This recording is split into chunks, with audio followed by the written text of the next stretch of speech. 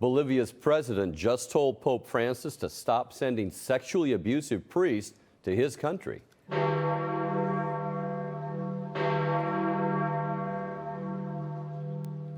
Joining us now, Church Militant's Rome correspondent, Dr. Jules Gomes. Jules, tell us about the back and forth between Bolivia's president and Pope Francis. Brad, Bolivia's President Luis Arce has just delivered a massive diplomatic blow to Pope Francis personally on Monday, sending him a 4-page letter addressing him as Brother Francisco. Twice in that letter, the letter is couched in extremely strong language. This is far from a nice diplomatic missive sent by one head of state to another head of state. And we're talking head of state. Pope Francis is the head of the Vatican City state. What basically is the Bolivia's president saying in this letter? Well, he's saying quite a few things. First of all, he starts by saying, I'm writing to you in consternation and indignation about Padre Alfonso Pederas. Father Alfonso Pederas, the Jesuit we reported about a couple of weeks ago, who abused 85 boys, seminarians and schoolboys, and left behind a diary revealing all. There have been a number of other high-profile sexual abuse cases in Bolivia, and the president is referring to them because after the revelations on Padre Pica, these have just exploded in the Bolivian media.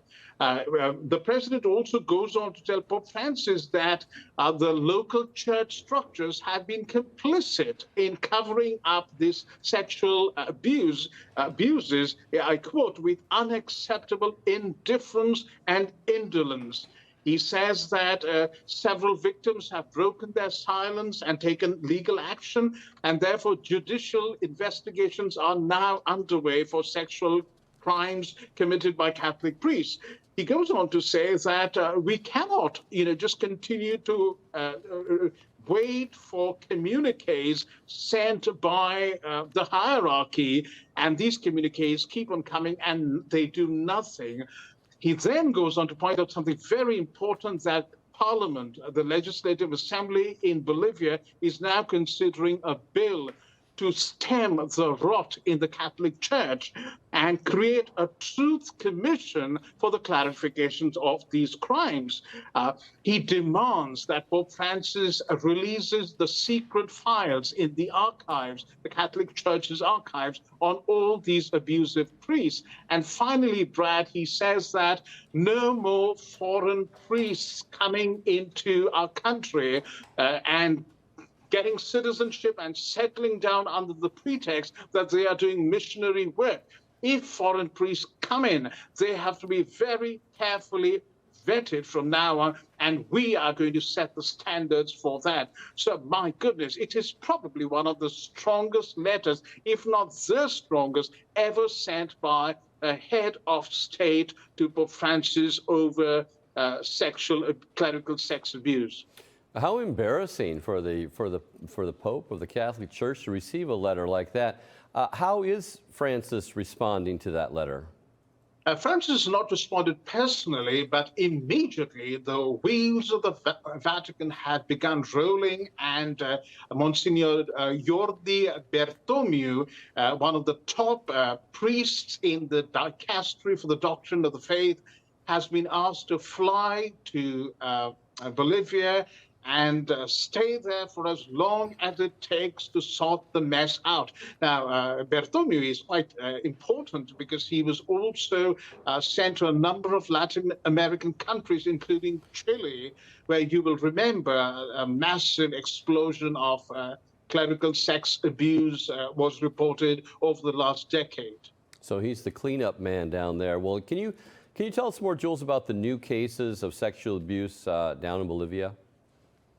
Again, very explosive, Brad. For example, a Carmelite priest, a high-ranking Carmelite priest, Father Milton Murillo, He has been accused of abusing at least 30 young men, most of them seminarians. And what he did was he would conduct medical examinations of these seminarians. We know what that means. They were sexually explicit and coercive. Seminarians who resisted him or threatened to report him were removed from the novitiate or from their training. Somebody reported the matter to the superior, Father Garvin Gregg, but the superior turns out to be another abuser who abused the seminarian and had a male partner. And when the abusers went up to him, he offered all these victims $7,000, the Bolivian equivalent of $7,000, which is quite a lot of money in Bolivia, for them to be silent on these crimes. We also hear reports of Polish Franciscan Father Eusebio Konkolewski and a Jesuit bishop who is now dead, Alejandro Mestre, who again, abused minors. But then Padre Pica's two mates, batch mates, abused girls this time, minor girls, at the school the Jesuits were running, the John 23rd School in Cocobamba. And one of their names is Father Francesc Peris, nicknamed Chesco, and the others Father Carlos Villamil, nicknamed View. So there's a long, long list, and the Brazilian Attorney General says this is just the tip of the iceberg. So much abuse and so much cover-up. I can totally see Bolivia's president's point in writing such a strong letter. What do you think this is doing to the church in Bolivia, Jules? It is having a devastating impact on the Catholic Church there, Brad, because the media has gone crazy with this, as you would expect they would. Priests are being now tarnished across the board. The Bolivian bishops are scared to death. They don't know how to respond. And this is kind of exposing a ripple effect across Latin America, because, of course, we know about Chile, we then know about Argentina, and now it's hitting Bolivia.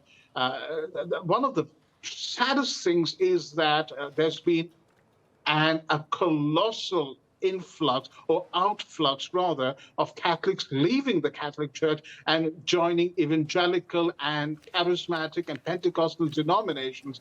And all these scandals only are used by these denominations to draw even more Catholics, telling them how corrupt your church is. By the way, if we're talking of Latin America, in this week, there's also been explosions in Croatia and Poland.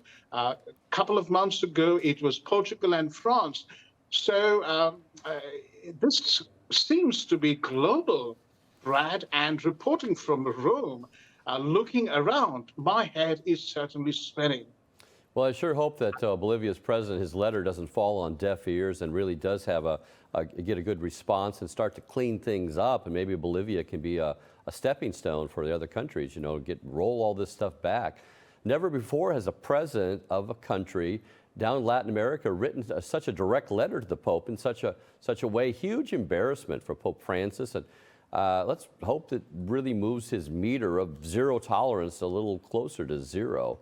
Jules, thank you very much for breaking this story to our viewers. Thank you, Brad.